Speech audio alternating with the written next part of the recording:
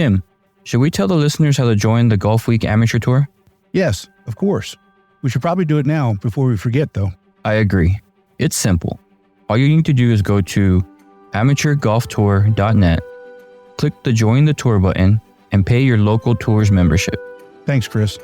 Membership for 2024 is open, so register today to join the oldest, largest, and best amateur tour in the country. And remember, this podcast can be found on all the major platforms, so make sure you like, download, and share it with all your friends and family. Chris, that's a great idea. Now, on to the show.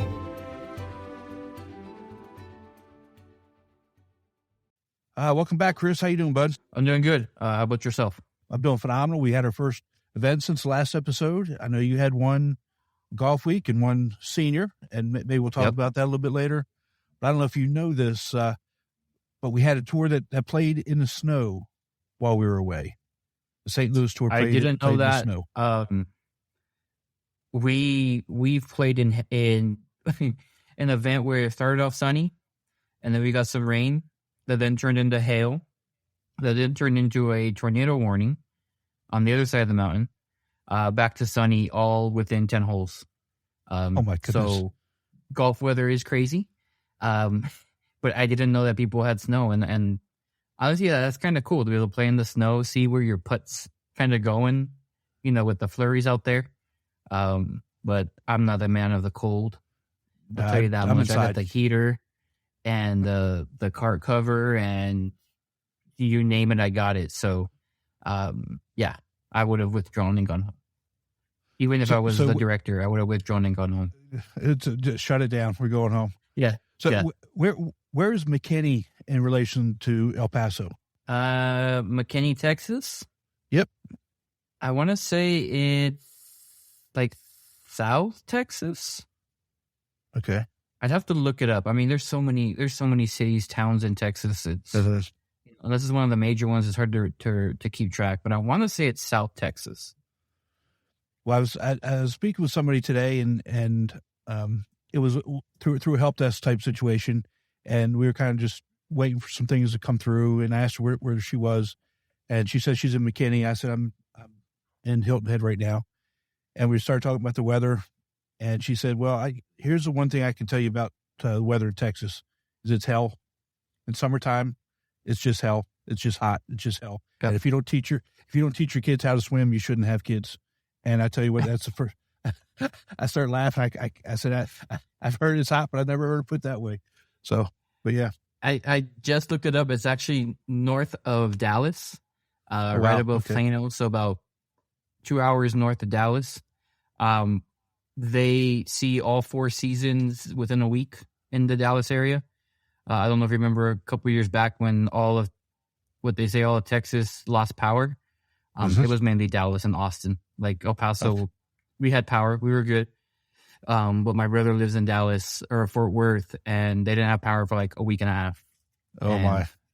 They see all tornado on Monday, maybe have snow on Tuesday, and then sunny 80s on Wednesday. It's insane. Well, that's crazy. I'll take my moderate climate, any day of the week. Wait, we got a great episode for everybody this week. Hang with us till the end. We got Roger with his rules coming back, and a couple updates about some tournaments, and a few really good guests. So you ready to get started? Let's go. All right, bud. Let's do it.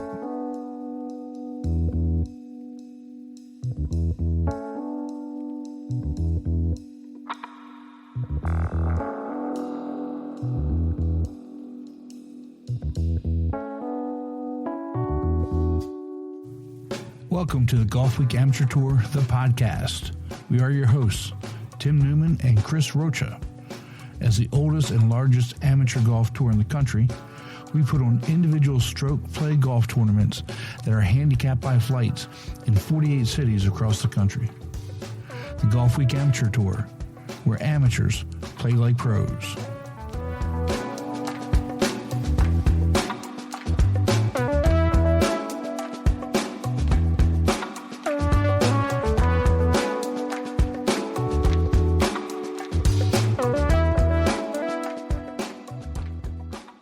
All right, Chris, welcome back. It's good seeing you again. Likewise, it's always great to get on and have some fun golf stories that we can talk about that happened, within the 2 weeks between episodes. Yeah, now I know you all played at Pikachu. You had your 2-day. I saw the scores. After the first day, I think you were tied for third, and then Yep. when I logged back in on day 2, I had to had to search a little bit for you. Yeah. It's had the same blow up I did at Escarate. It was not pretty. It was not pretty at all. There was things thrown and things said that I probably haven't said in 10 years. So it was interesting. But how about your A flight guy? He didn't win. He didn't win for 4 in a row. Yeah, it was Saturday was tough. It was 30-mile-an-hour winds with 50-mile-an-hour gusts. On the top of the mountain. Okay. It's tough. On top of the mountain, the wind and the dust and the snow and the rain. Yeah, I understand. We all get it. He really tried. I mean, he tried to make a comeback on Sunday, but he wasn't able to pull it off.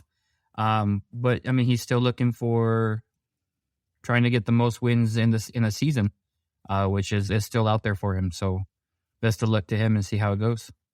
Yeah, and I'm sure he'll do fine. And then you had your first senior event too. Am I correct there?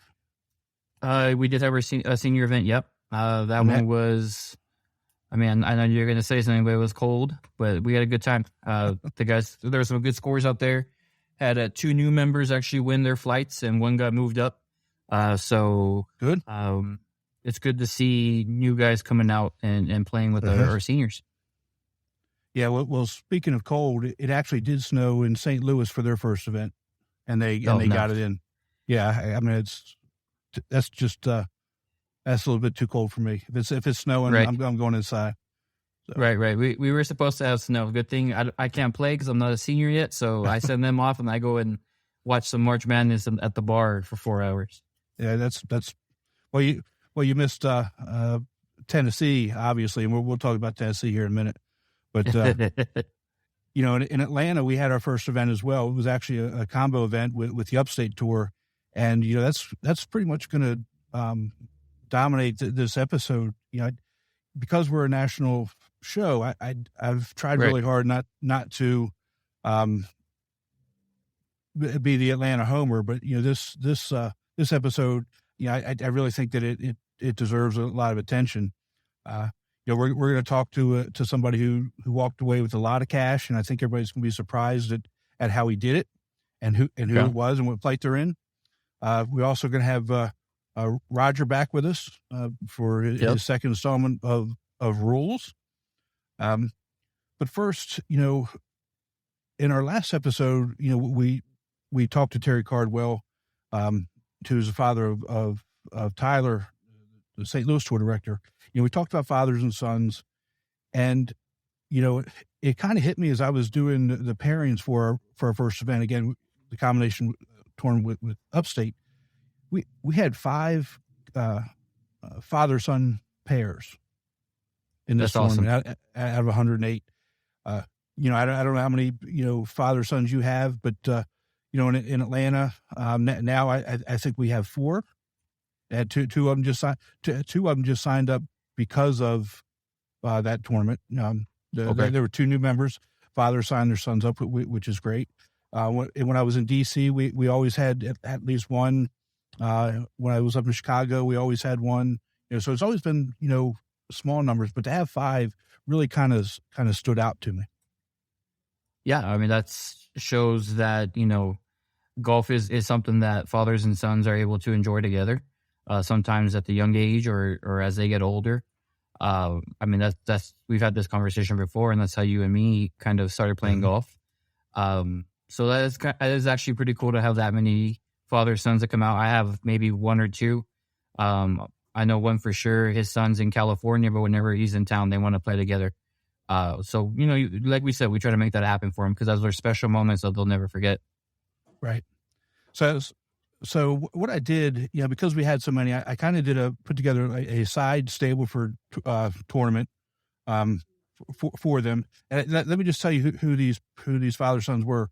It was Wayne and Garrett Blyler from the Upstate Tour. Freddie and Matt Coffey, they're also from the Upstate Tour. And Matt Coffey, the son, he's actually active duty military in the 82nd Airborne. So it was good to have him there. Yeah, we had Chris and Alex Franklin, which we've had on the show before. Then the winners were Bob and Bill Russell, also from the Upstate Tour, and Chris and Mike Webb from the Atlanta Tour. So let's go ahead and I want to bring in our winners, Bob and Bill Russell and Chris and Mike Webb. Guys, welcome. Good evening. Hey, guys. thanks for joining us, guys. Great. Glad to be here. Yeah. Now that we know about the podcast Tim told me about, and I had to catch up on 2 or 3 episodes. Well, I kind of plugged it when I was doing the rules. And, some got it, some didn't. You never know. So both Bob and Bill and Chris and Mike, I've known you all now. We're going on about eight years, and so we have a little bit of history there, and as we were talking before this started, you guys you tied for first, so you guys won, but you're the only 2 pairs I didn't actually put together. That you weren't actually paired together. But Bob and Bill, I know you guys never really want to be together, but no, I don't want to fight in the white flat flagger. For somebody that only hits the ball 200 yards, he has a hard time in the A flight or the B flight. That's a good drive. Well, Bill, I can always move you back to the D flight with him, and you can play with the D flight guys. Well, I mean, I'd be all right with that, Tim. Hey, Chris and Mike, I don't know why I didn't put you guys together. It just kind of slipped my mind. I do try and get you guys together as much as I can. Well, normally, like I said, I can only handle him about half the time, depending on how he's playing, So sometimes it's fun to play with him, and sometimes spend too much time in the woods looking for his balls, The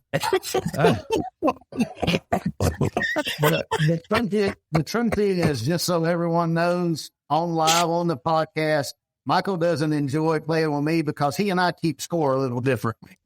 And somehow was always lower when he keeps it. But after our weekend event at Currahee this time, my dad still gets around pretty good, and he golfs with us every now and then on vacation, that kind of thing. I think as it gets warmer, I'm gonna have my dad. We'll have 3 generations out there. Nice, Chris. I hope you do that, and it's I talk all the time. We always want that one more round with our dad, and anytime that you can, the 3 of you can play together. Like I always wish I could have one more round with my grandfather Snap, my dad, and my brothers, and that's, so if you can get him out, I'd love to see it. He might beat me. either he'll beat Nate, either he'll beat me, or he'll convince you we need an E-flight. No, that's fine. I'll play with him there. So first let me start with Bob and Bill. Bill, you're in the A flight now, which again surprised me because I thought you were in the B flight, but that's okay. If it wasn't for your dad, you guys wouldn't have even been close. Why is it that you can't, carry your own weight?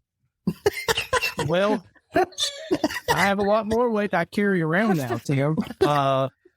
But I think, as the day was going, I was thinking about, and I was playing with the guy that won Sage down there, and I said, the last time I played here, and you'll remember this, was 5 months after I had blown my Achilles. Mm-hmm. And that was the first course I played, which was quite possibly the dumbest thing I could have done on that kind of a course. And it was cart path only too.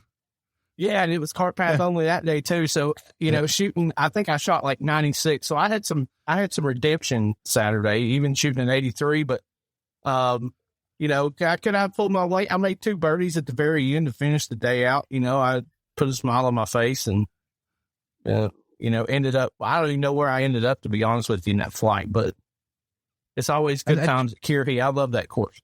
I think you finished like tied for 7th. So you were right. You were close to being in the money.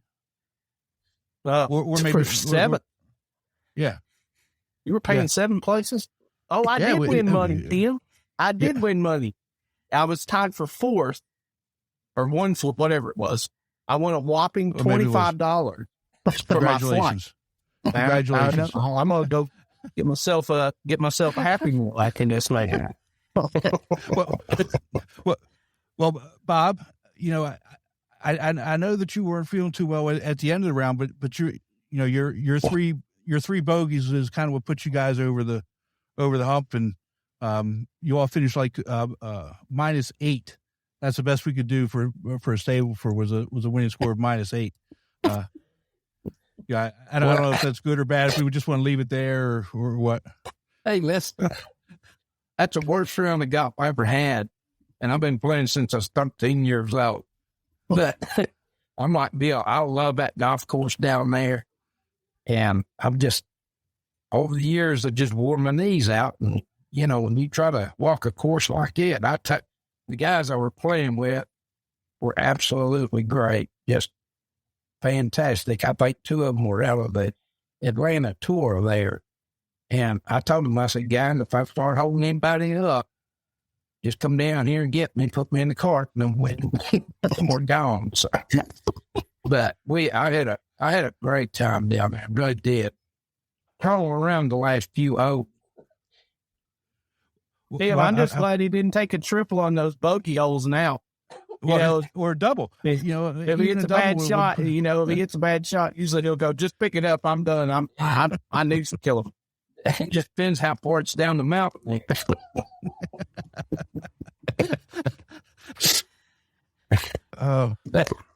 So for those that don't know, we played at Currahee, which is up in the mountains in Toccoa, Georgia, and it's a beautiful course. But it's mountainous. It was a little chilly. Wind was blowing 15 or 20 miles an hour, so the scores were relatively high. No, even though I shortened it up for you guys and put easy pin placements. Yeah, I remember you saying that, Tim, and we drove past the first hole, and I looked to see the front pin placement was right there on the front, behind the big bunker.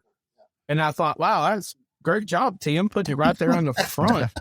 Just trying to make it as short as possible. Yeah, Yeah, I mean, for that hole, you start hitting from the clubhouse, and then you get down there to the bottom. So Chris and Mike, what were the highlights for you all on Saturday?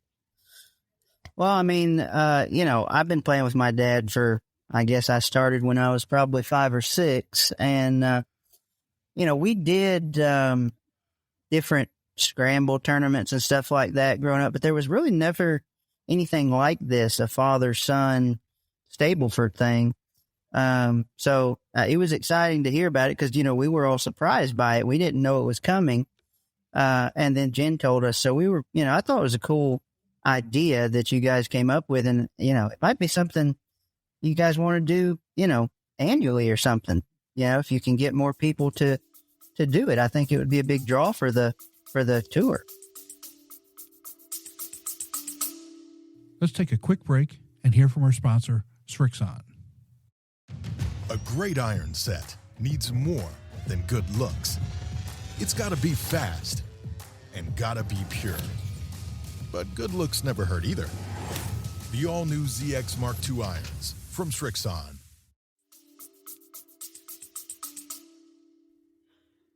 Well, for me, it's always interesting to me to see who you're paired with. And inevitably, I'll come home and my wife will ask and say, well, did you get to play with Mike or who did you play with? I'd have to come home this weekend and tell her I played with Jimi Hendrix and nobody else has played with Jimi Hendrix in my family. So she said, you played what? I said, my guitar, golf. So, well, they say confession's good for the soul, but it's bad on the reputation. I've not told Michael or anyone else this, but there might not have been a tie Saturday had it not been cart path only. But I was in a sand trap just off the green, and I only had a 5-iron in my hand, and I didn't want to walk back to the cart to get a sand wedge, so I hit 3 times out of the sand and took a triple. There you go. Chris, I would have done the exact same thing. Exact same thing. I'm not built for this cart path only stuff. And for you listeners, I'm glad this is an honest podcast here, Ben. and we do have Jimi Hendrix in the D flight. That's a true story. That is incredible. Wow.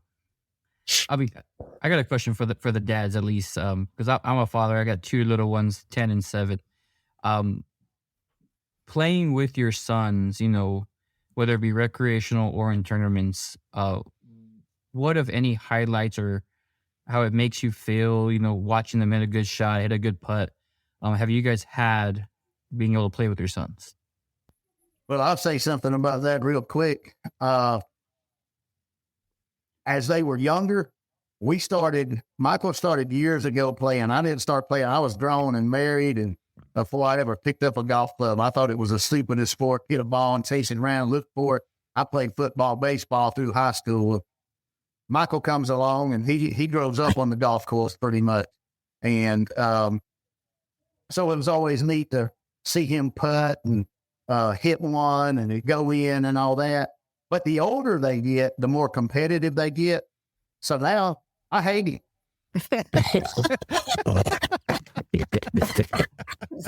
He doesn't. Just hates losing to me. And Is he giving you a fair amount of strokes now? Well, I'll just say it like this. We do have a little gentleman's agreement. So we want a little bit in this father-son Stableford.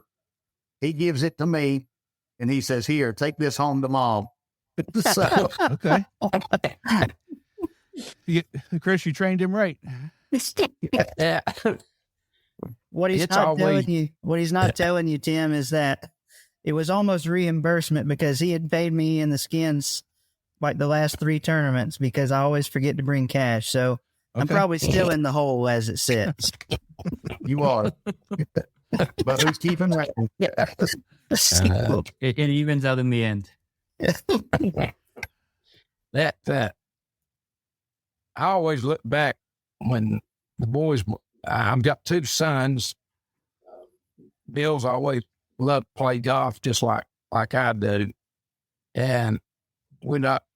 You just watch them grow up through the years, and I made them play along. We'd go out when they were real young, and I wouldn't let them get on the golf course. I said, until you learn how to hit the ball, learn the rules of the game.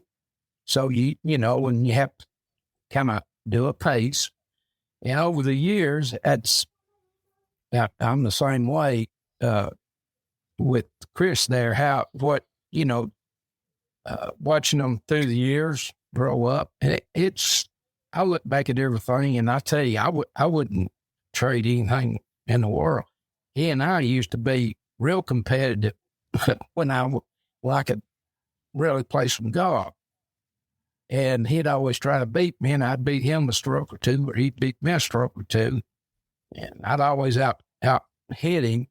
And of course, when I got old, I don't see anything now, unless I'm hitting way up there at the ladies' tee and he's hitting the back tees. And I said, "Hey, look here, man, I'm up with you." And he said, "Yeah, there's 100 yards difference between the tees, though." So, yeah, it's competitive, but wouldn't trade it for anything. And golf week has been, I want to say that I know we've been. Yeah, we played way back when. I actually found it when we lived in Knoxville. This has been a long time ago. And then got him involved in that. And then for some reason I moved to Pennsylvania. And then I would still try to come down throughout the summer and try to play in a couple of tournaments with them. And, so we still try to do we do a 3-man every year. It's over in Dandridge, Tennessee. We go play. It's a 2-day event. It's a nice, it's easier on him too, where, it's scramble style. Right. We did that for, Lord have mercy, 10, 12 years, and then we braked, and then we just picked up last year and started playing. So it's good times. That's awesome. So, Bill, are you getting your son into playing, or? my son does play. He's right now, he's kind of like me at that age. He'll be 18 here in May, and he's always been in baseball.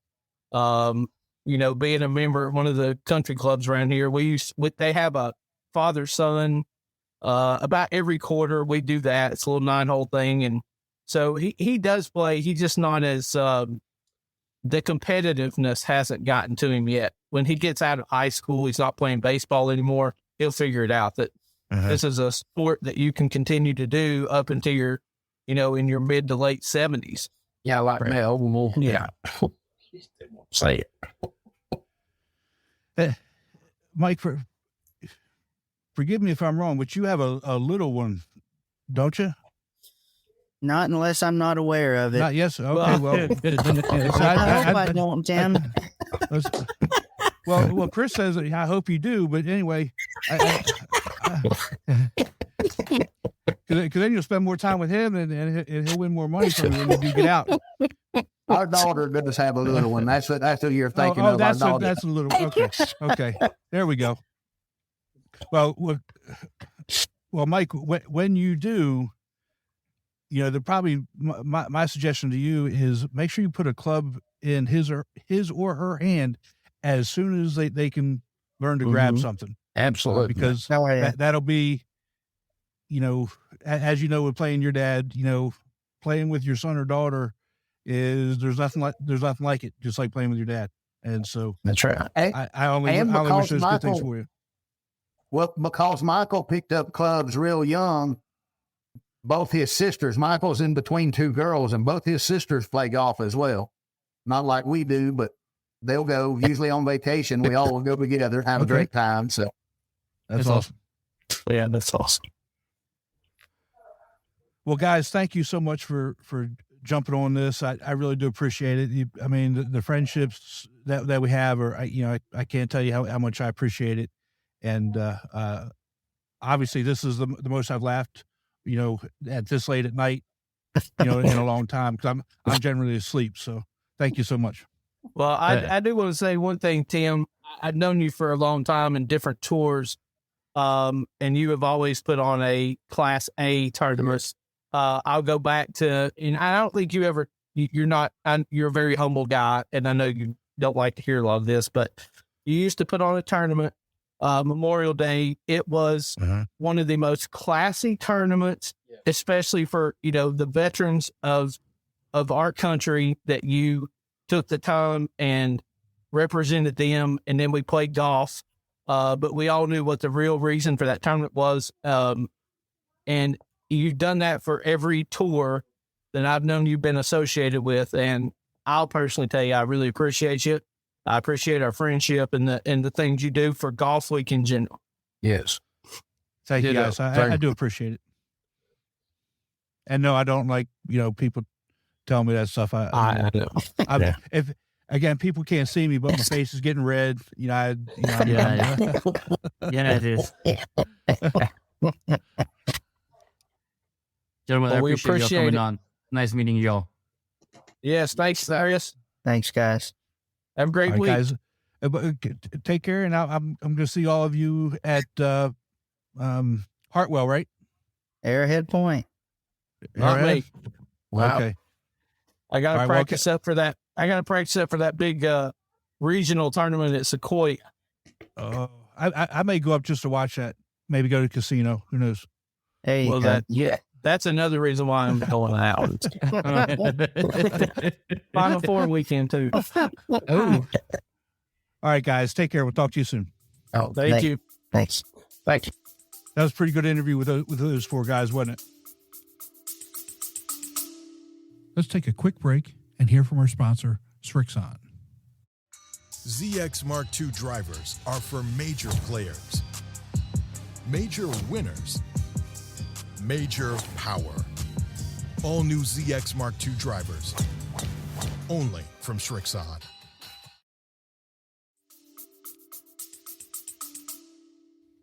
Yeah, that's a lot of fun to be able to have that many father-sons together. And kudos to you to noticing that and making a little fun event in it. So it's just something that'll be a memory for them, to talk about, even though it was a tie and your A flighter barely held his own, but you're able to pull it off, and that's what matters. Yeah, and it's also those guys. So anytime Bob and Bill Russell get together and I'm around them, it's nonstop laughs. Just fun guys to be around. And then Mike and Chris, they're fun as well. They've got the dry. I don't know if you could tell that the drier sense of humor. The little bit more laid back, Right. type of thing. But you get them going, and it's nonstop. So it's good to be around those guys. And again, I'm glad that we actually had so many father sons around, and then hopefully again, like I said, that brings in even more. Yeah, I think that's the most you and me have laughed in the segment. In the 13, 14 episodes we've done. Exactly. It was a blast. I'd love to do it again. Maybe we can do it sometime in nationals, because that was fun. Well, I'm sure we can. There's all kinds of other things. I don't know if you know about the number of brothers that are playing all across the country. I mean, there's tons of those. To me, family. Anytime you get family around, there's always going to be some cutting up and some good times. So, Oh yeah.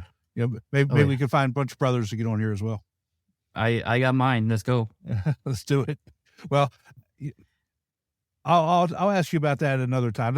Let's go ahead and it's that time of the episode to bring in Roger with our rules. Roger, welcome back, bud. Thank you. Glad to be back again, guys. So how you been? It's been a month. I know you played a couple of tournaments, and we'll talk about them later. But how's everything else going?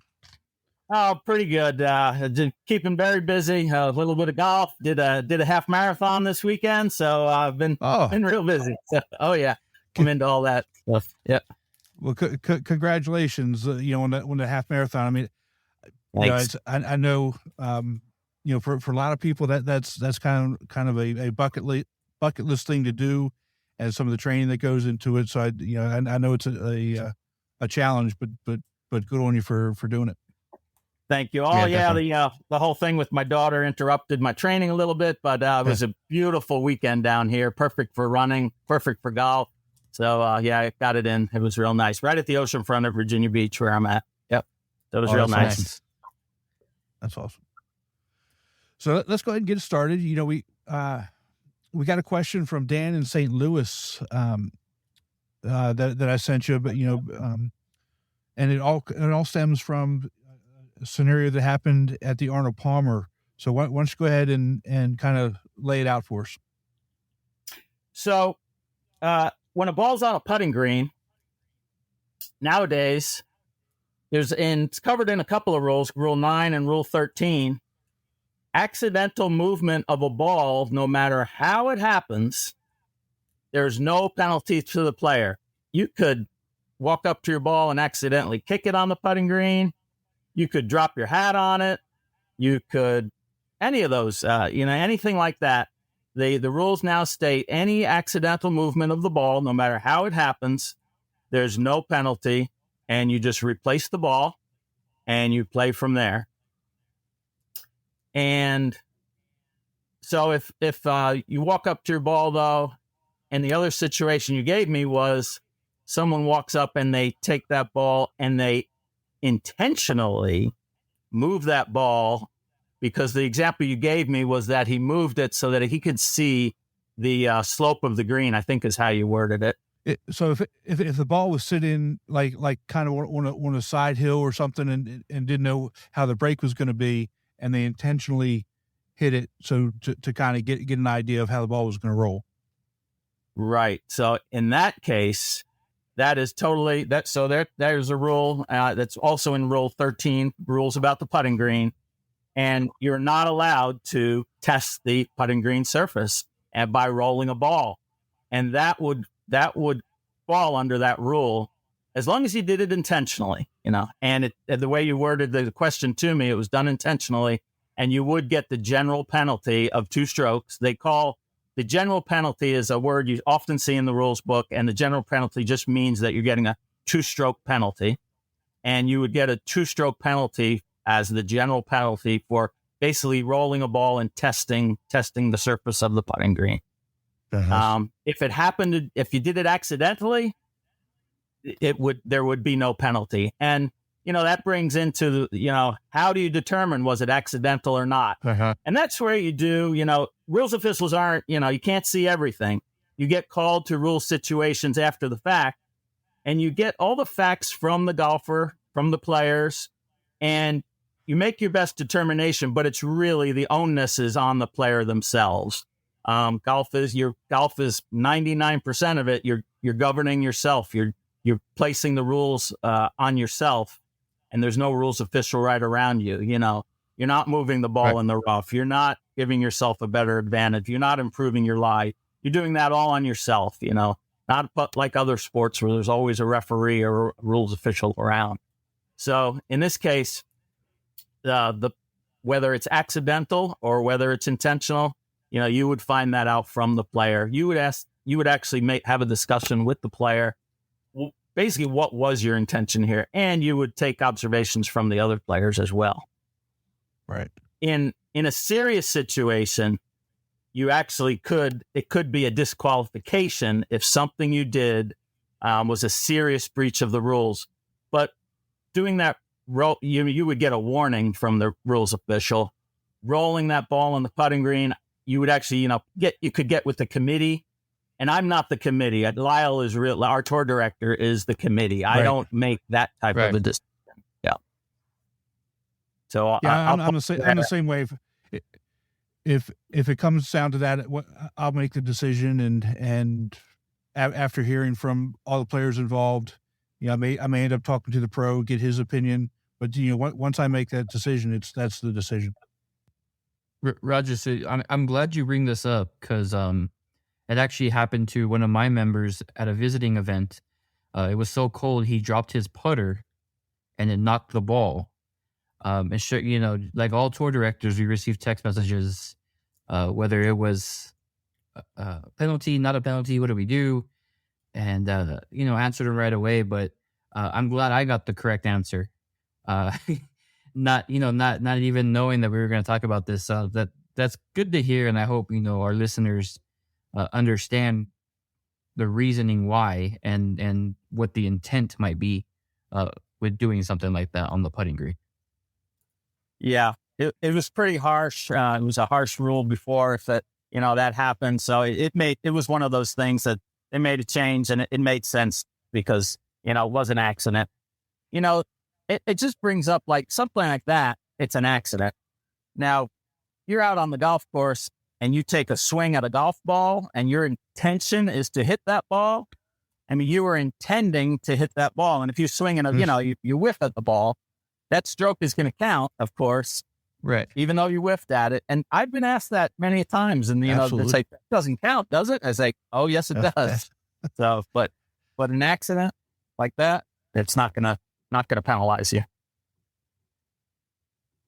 And then again, when it comes down to intent, you would hope that if somebody did intend to do it, whether they knew the rule or not, they would own up to it and say, okay, we'll take medicine, take the general penalty, replace the ball, and play the stroke. So, right. I know all the guys on tour would do that. We don't have anybody on tour who would not own up to it. Agreed. Yeah. All right, so I have another question for you. So you know how social media, there's a bunch of people that go over rules, and I saw one that came through that kind of surprised me. But I wanted to get your perspective on it to see if it was accurate or not. So scenario is ball lands on a sprinkler head in the rough. Obviously you get a free relief from the sprinkler head. So the way the video showed is he took his closest point of relief, marked it, took his one club away from the sprinkler head, and that was his general area to drop. Now, the general area fed into the fairway, and he dropped in the fairway as opposed to dropping in the rough where the sprinkler head was. And he showed the rule stating that, the general area, whether it's in the rough or the fairway, you can drop it doesn't really matter because it's in the general area of the one club length. Any thoughts on that, on something like that? How does the rule define general area, things of that nature? Right. That's absolutely correct. So once you determine your point of relief, and that point of relief from that sprinkler head is your stance and your swing. So once you determine that point, you said the player put mark the spot, he then gets one full club length, no closer to the hole. And you're right. It does not matter whether it's in the rough or the fairway, because the rules of golf do not distinguish between rough, fairway, even the fringe of putting green. The putting green is that is a different area of the course, but the rules do not distinguish between the rough and the fairway. So yes, you could drop in a nice fairway lie as opposed to the rough, as long as it's within that one club length of your closest point of relief. Right. And I think a lot of people think there's a difference between the rough and the fairway, and the general area includes all parts of the course that don't include certain other areas, and those areas being penalty areas, the putting green, and the teeing area of the hole that you were playing. And that's important to distinguish the teeing area. The teeing area is defined as the tee of the hole you were playing. A teeing area of another hole is considered part of the general area, the rest of the course, we'll put it like that, of the hole that you're not playing. Cool. I mean, now you hope, you drop in the fairway, you hope it's not a slanted fairway and you just get right on that collar, because then that'd be no fun either. But That's but it's good to know, though. I'm glad that I was at least able to distinguish that, because that's one of the rules that at some point of your round might help you. Especially, I mean, if you're taking it to the effect that it should be, and going back to intent, are you giving yourself the proper point of relief, and then the proper club length and things like that. Right. And then keep in mind, if you drop and you drop within that club length and it rolls outside that club length, you drop again. And if the same thing happens, then you place your ball where it first touched the course when you dropped it. Yep. Goes back to knowing the rules and so it can actually help you. And like in Chris's scenario, being able to get a decent lie and maybe even decent look at an approach shot, even after a bad shot and have to take a drop. Definitely. Yeah. And that sprinkler head, that falls under, it's actually called an abnormal course conditions. And those are called, of course, immovable obstructions, which falls within abnormal course conditions. Kind of a funny name for it, but that's what the rules call those, abnormal course conditions, and that includes immovable obstructions. Yep. Same thing like a cart path. Yep, exactly. So like the general area, we were talking about that. A cart path is part of the general area. Don't think of the general area just as, grass or fairways. It could be cart paths. It could be bushes. It's anything else out on the course. That's part of the general area. There'll be a quiz for our members. Sorry. Yeah, I hate to get too many terms. And I'll be honest with you, the definitions, if you learn the definitions of things within the rules book, you learn so much about what you need to know about the rules. Like, what does it mean when a ball moves? Like if a ball moves and it comes right back on the spot where it was identical, it's not considered as having moved within the rules of golf. So there's a lot of stuff in there with regard to the rules that help out to understand what you can and can't do. Yeah, I mean, and that's why we have this segment, because a lot of people don't know these rules or how to interpret them. So I think, with us being able to have you on, it's going to help enlighten everybody on the rules that they might not even know exist, or that they think they know how it goes and it's changed. We've had a bunch of rule changes in the last couple of years, so it could have changed and they didn't even know that. Yep. So if you don't mind, I'll tell you something that changed this past, for this year, 2023, it went into effect and it affected me my last round. I was playing around and I was about 9 holes in, and I snapped my driver in two. And, if you had less than 14 clubs in your bag before, not that most people will start with 14 clubs, you could replace that club. But most people start with 14 clubs, so they're not going to be able to replace their driver. Well, now with the rules of golf, you can continue to use that club during the round. You can try to repair it the best that you can and still use it. But now another option for you in 2023 is that you can replace that club if it's damaged. And that is a new rules change for 2023. Now, I might have had a driver in the car, but I used my 3-wood the rest of the round. My round wasn't going that great anyway, so I don't think my driver was helping me out that much. But so I wasn't too upset about it. And it's been repaired, so I'm happy about that.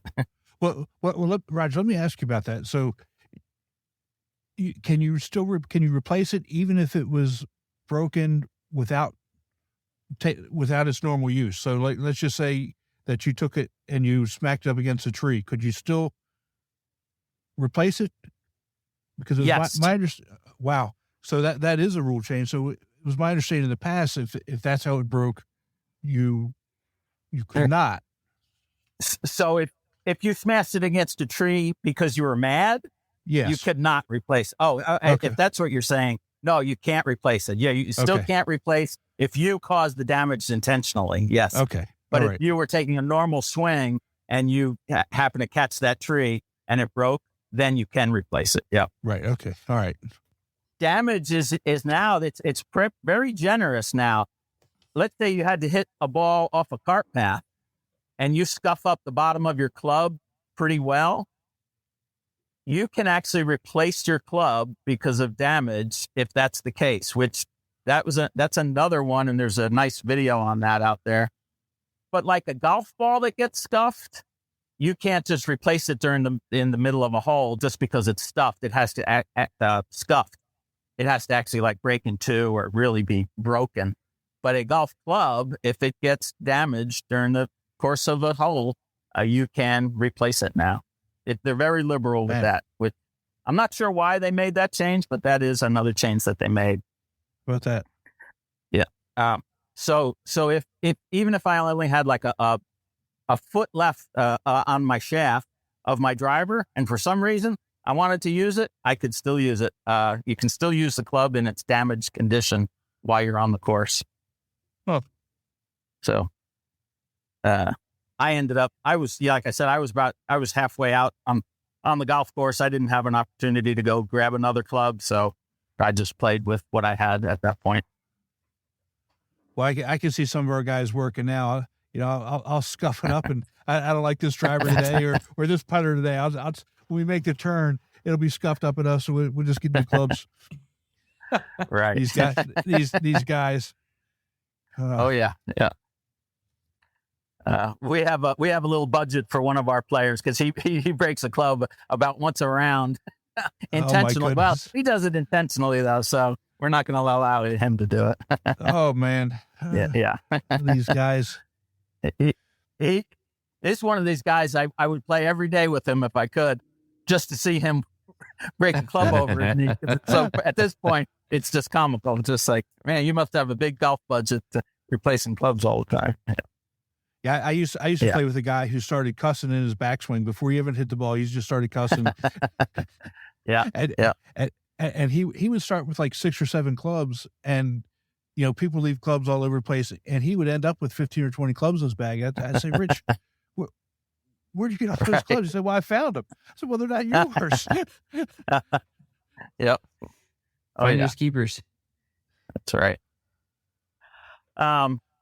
So I was saying I played in a tournament. So the most recent tournament, we had a brand new player to the tour, as first round ever on tour, and I was glad to play him. I don't know if Lyle put him with me intentionally because he didn't know. I was super nice guy, but only about 3 holes into the round, I made my putt, and he asked me, "Hey, how did that putt break? Did that break to the right?" And me and it was just a threesome. Andy Grant was my other playing partner, and you know her, and we both looked at each other and say, and I'll be honest with you, we spoke with Lyle about this. Everybody's been new at one point, and we did not end up.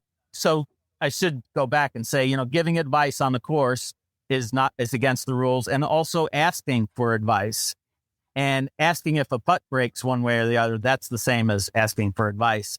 And we told the gentleman, you're just not allowed to do that. He had no idea whatsoever. And we did not penalize him for that. But normally, because that would be a penalty. That's definitely a penalty. Yeah. Well, then I just learned something, because I didn't realize that asking was against rules. I knew if I responded to it, it was, but no. Wow, how about that? Yeah. Yep.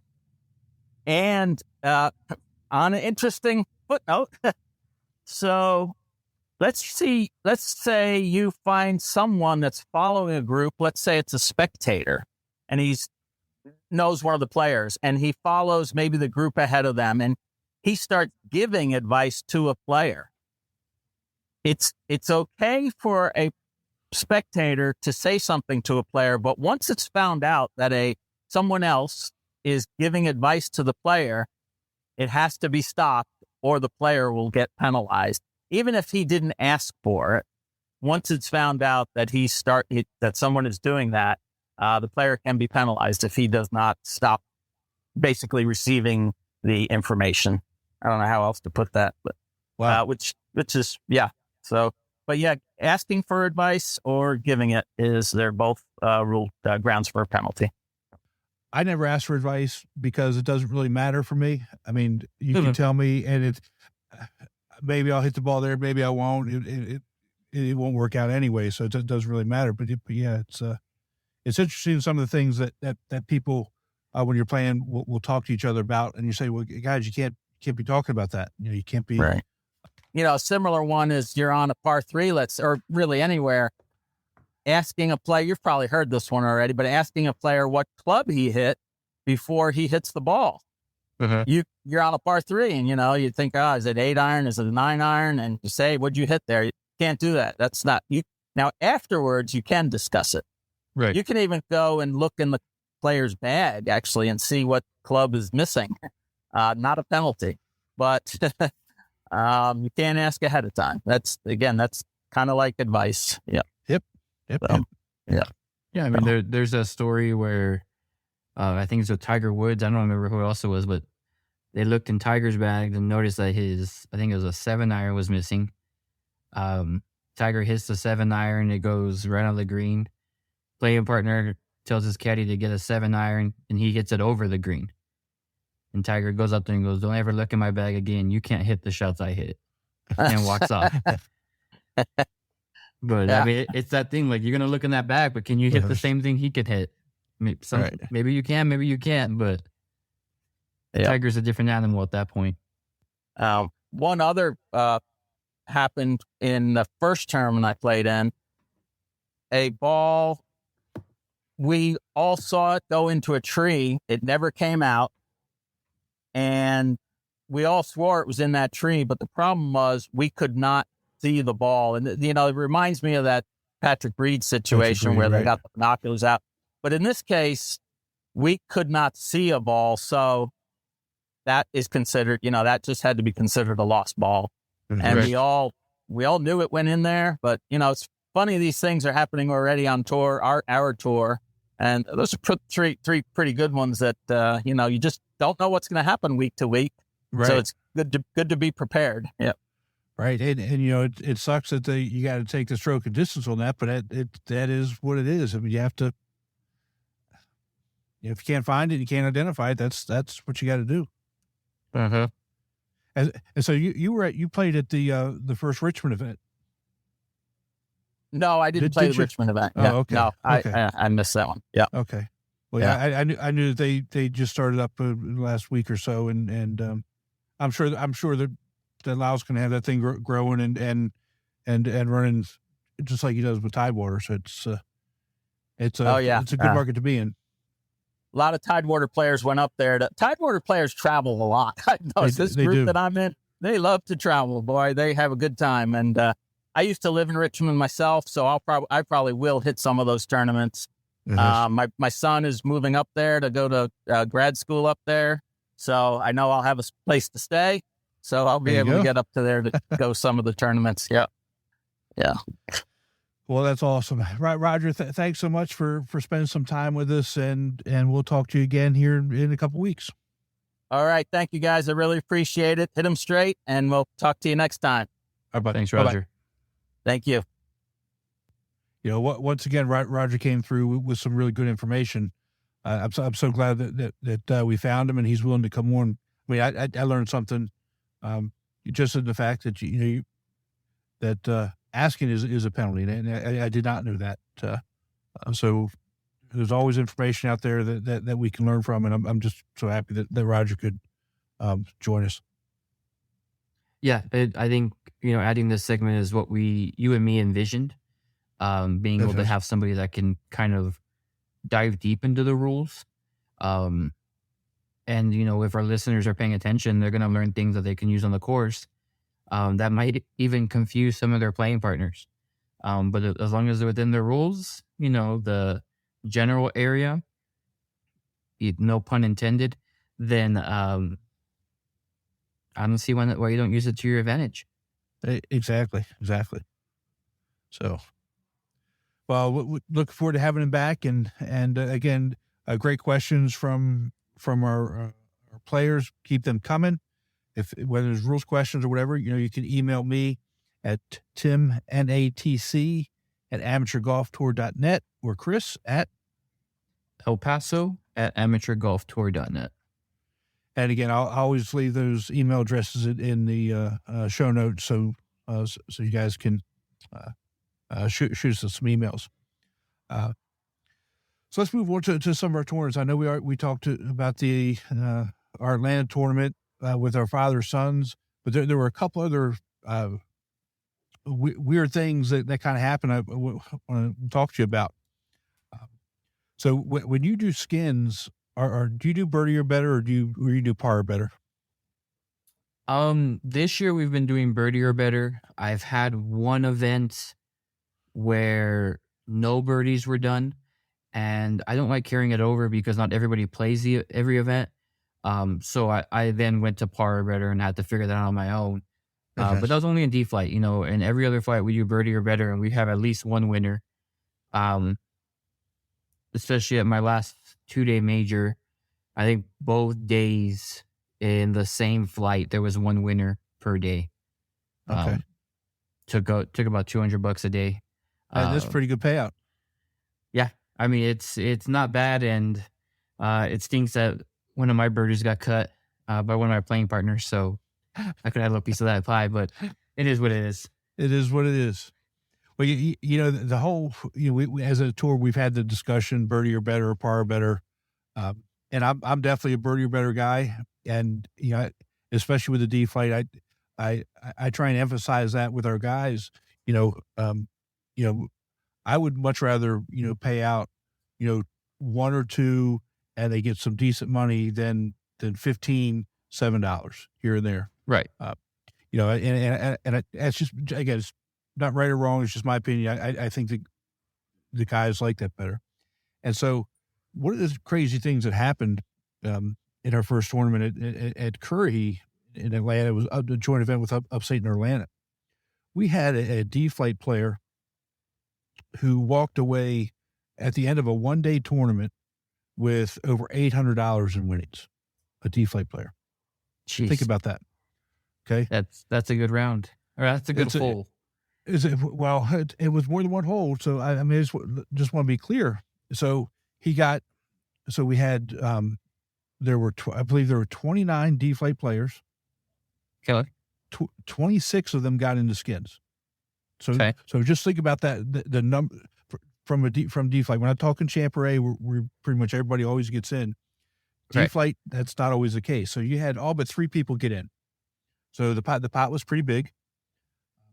This guy was the only one that won skins. So there was, he got eagle on the number 1 hole. It was a shotgun, so I don't know where he was, but he got an Right. eagle on number 1. Okay. He birdied another hole, and then there were 2 other holes where there were skins cut, right? Right. So out of the $260 pot, he got the whole pot for those two skins. So he got $260. He got into close to the pin at $10 a pot, a person. 81 of the 108 people got into close to the pin again, which is a pretty good number. So it came out to $203 per close to the pin. He got one of those. Took one of those. He took one of them. Now, it just so happens that the 50-50 close to the pin was on that same hole. Okay. And he got into that and took home $325 for the 50-50 close to the pin. $325. And then he finished, I think he finished in 4th place, which got him a $75 Visa gift card. So again, he raked in over $800. And now that's something that you would generally see maybe at a 2-day tournament or a regional tournament or something bigger like that. But to see something like that on a 1-day event, to me, that's huge. And coming from a D-Flight player, not to knock the D-Flight players, but to be able to walk home with that amount of money, that was, to me, it was just amazing. No, that is awesome. I mean, I started doing this year CTP where it's everybody in the CTP, not just what I used to do in the past was each flight had 1 hole. So you had 1 chance at a CTP, and then the winner of that, whatever flight it was, won the CTP. Now it's everybody. And even at my 2-day event, we had C flighters and some D flighters win it. You know, because you're a D or C flighter, but you're playing from closer tees. Right. So it evens it out as opposed to playing with champ flag guys, but they're still, you know, sometimes 50, 70, 100 yards back. Right. Right. The green's a lot smaller that far back than it is from the tee boxes you're playing. So it's cool to see, you know, these C and D flight players winning some of those or winning skins, super skins, because it just shows that anything can happen. You just need 1 good hole, 1 good shot, and you might be getting some money coming your way. Yeah, it was also pretty cool, you know, because again, being a shotgun, everybody's hanging out, waiting to get paid out. You know, a lot of guys there, and calling this guy's name out and being able to give him the cash. You know, the guys are, you know, we're happy for him, clapping him up. You know, nice job. You know, good for you. All the stuff that you know we like to see. And I'll tell you, I was really impressed and really happy for that. And to kind of go along with that, at the same course a couple of years ago, we had a D-Flight player get a hole-in-one on that same hole. A D-Flight player. Yeah. So for whatever reason, it just played that hole plays well for our D-Flight guys. But yeah, it was pretty good. And so, you know, the other thing, and I sent you a picture on this, and I'll, I got to figure out how to get pictures in our show notes, because I haven't been able to figure it out. But we had somebody who did calligraphy on their scorecard, you know, and Chris, you tell everybody. I mean, it looks like it's a stamp, and everybody knows it's pretty cool. It's those pretty little cool. tiny He has, boxes. Yeah, he has the red for the birdies, the black for everything else. I mean, it looks like you know, the club pros that have to go to school to learn how to do that for their tournaments, in the full scorecard. It was a pretty cool picture to see.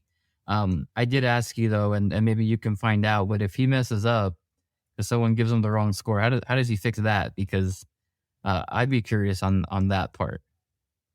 Yeah, I'll see him at our next event, you know, because again, it's also a combo with Upstate. It's a 2-day, and I'll see him there, and I'll ask him, and you know, maybe we can even get him on, and maybe he can give other guys just some regular handwriting tips on, how to make a 3 or how to make a 4 in the box so that we can actually Right. read it, and make it a little bit legible. Yeah, it's nuts. Some of the things that we see and we come in contact with it are just kind of what makes the tour what it is. Oh yeah. Just on a side note, for anyone that's listening, please do your tour director a favor. Write the player's score in the scoreboard, not +1, +2, -1. Because we're comparing what you put in live scoring to what you have on the scorecard, and we don't want to do that much math for 70, 80 players. So please put what they shoot.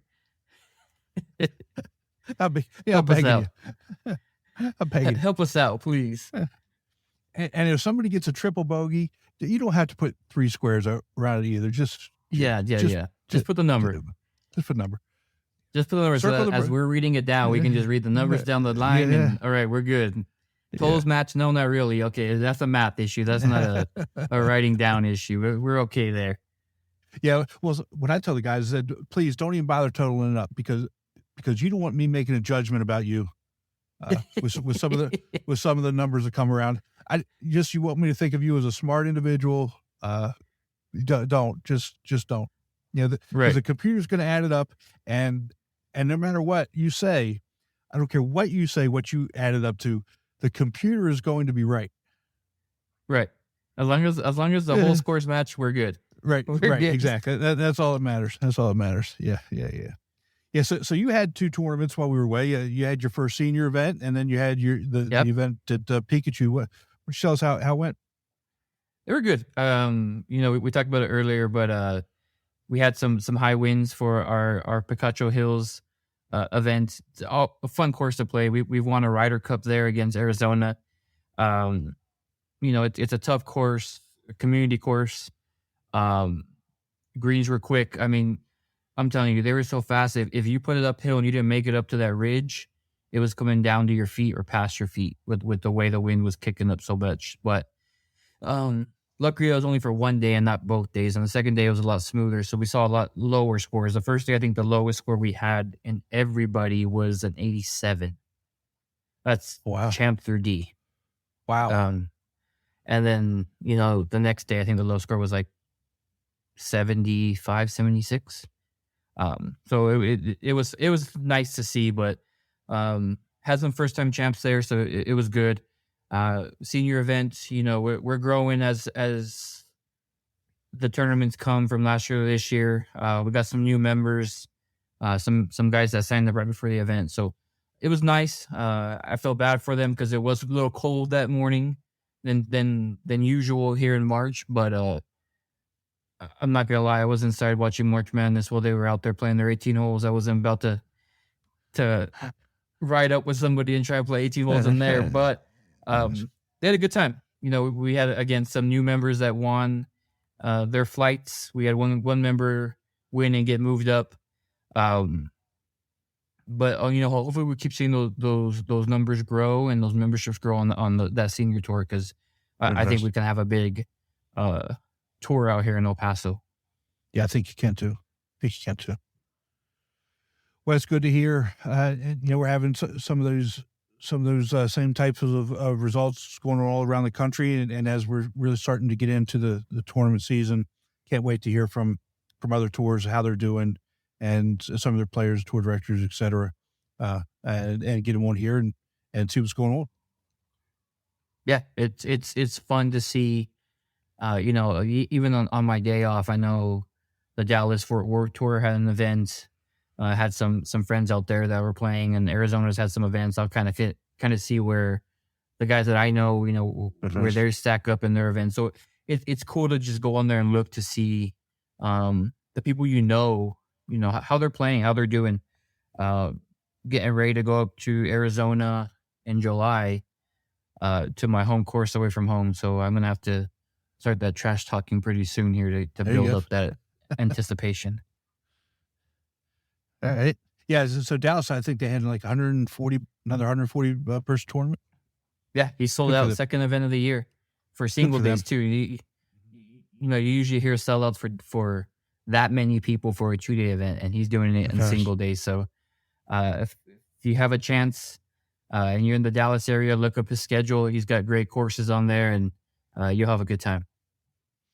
Yeah. So speaking of great courses, we've got 2 regionals coming up here in the next month or so. Yeah.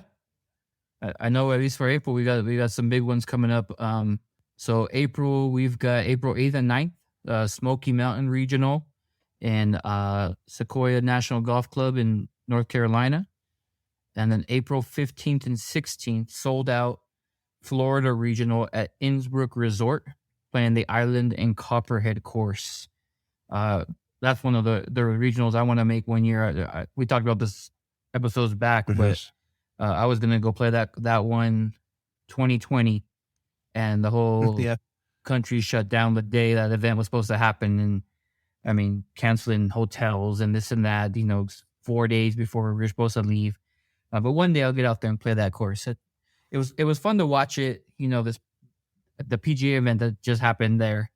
But I can't wait to get out there and be able to play the same holes that you see these pros play. Yeah. Yeah, and if anybody's going out to the April 8th and 9th regional at Smoky Mountain, the Sequoia National, you got a lot of things going on. You're going to have the comedy duo of Bob and Bill Russell. They were just on earlier tonight, and they'll be out there. There's a lot of things to do out there. Obviously, there's a casino, the golf, and all these types of things. And they're doing something a little different. They're doing 2 waves of shotguns each day. They're going to have a morning wave and an afternoon wave of shotguns. So they got a lot of players out there. It's going to be a good time. Yeah, that sounds like a good time out there. And then, I mean, we got some very nice regionals coming up throughout the year. So stay tuned as we go through more as they get closer to their event dates and deadlines. Absolutely. Well, that's all I got for this episode. You got anything else? No, I mean, we mention all the time, and if you're getting ready for vacation, I know vacation season is coming up. Look at other tours, see if there's events happening around your area. Hopefully you can get that away time from the family to go play an event, meet some other guys, and then it's always fun to play those events and then see them again at nationals. Kind of catch up a little bit. So that's what this tour is about, is what, being able to play competitive golf, but also meet people that you may have never met in your life if it wasn't for the Golf Week tour. So, right. And share your passion and fun with them. Definitely. Of course. Yep. Definitely. Yep. Well, have a good couple tournaments, and talk to you in a couple weeks. Yes, sir. You be safe. Bye, bud.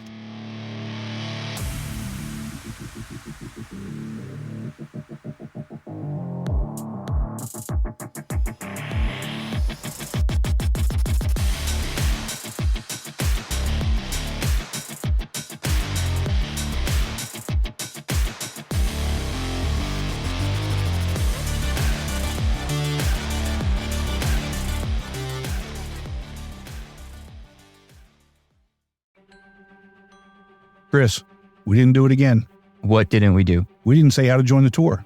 That's right. It's simple. All you need to do is go to amateurgolftour.net, click the Join the Tour button, and pay your local tour's membership. Thanks, Chris. Membership for 2024 is open, so register today to join the oldest, largest, and best amateur tour in the country.